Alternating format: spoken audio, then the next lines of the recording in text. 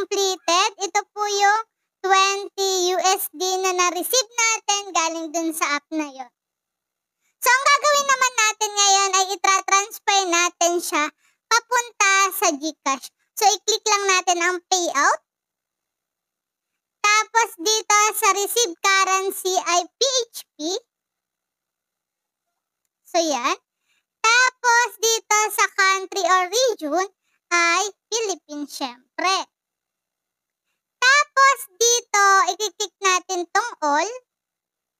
So, makikita nyo po dito yung makukuha natin or marireceive natin. Sa payment method, piliin lang po natin kung anong gusto natin. GCash, Paymaya, GrabPay, kung anong gusto nyo dyan. Sa pag GCash, pwede dito tayo. Tapos, click natin tong next. So, nakadepende po yan sa palitan na. So, makikita nyo 1,037 yung nandito sa receive amount. So, click natin ang next. Tapos, confirm. Tapos, dito sa select payer, ay ilalagay mo po dito yung inyong myself. Ilalagay nyo po dyan last name. So, fill upan nyo po ito. Yan yung mga kailangan yung fill upan. Tapos, dito sa please select country of funds. Ang ilalagay nyo po dyan ay Hong Kong, China. So, mag-fill up lang din muna ako.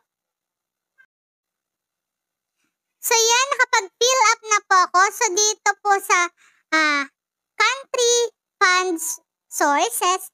So, makikita nyo po yan source. So, makikita nyo Hong Kong, China. Yun po yung ilalagay nyo. Tapos, confirm na. Dapat po ay kung ano yung nakalagay sa ID nyo, yun lang din po ang ilalagay nyo dito. So, confirm natin. Tapos, add natin yan. So, makikita nyo po yan. Select lang natin yan. So, makikita nyo dito yung payer name. Tapos, dito naman sa please select yung makakatanggap naman. So, meaning dito ilalagay natin yung ating GCash number. So, lalagay natin dito last name, first name, tapos yung account number natin sa GCash. Tapos, nickname ang ilalagay nyo. So, pang-fill up lang po ulit ako. So, yan, nakapag-fill up na ulit ako. Tapos, click na natin tong confirm. Tapos, click natin to. Tapos, click select.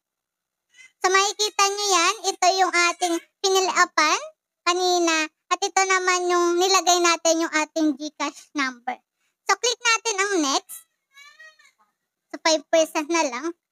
Tapos, lagay tayo dito ng payment password natin. Okay? So, pagka nakalagay nyo na yung payment password nyo dito, i-click nyo yung send dito. May dadating na code sa email nyo, enter nyo dito. Okay po? So, kapag ka na-enter nyo na yung code, click nyo na yung confirm. Tapos yan, makikita nyo pending. Wait na lang natin siyang dumating doon sa ating mga GCash. So, update ko po kayo. So, yan, makikita nyo na po siya ay successful na. So, punta tayo sa aking account sa GCash.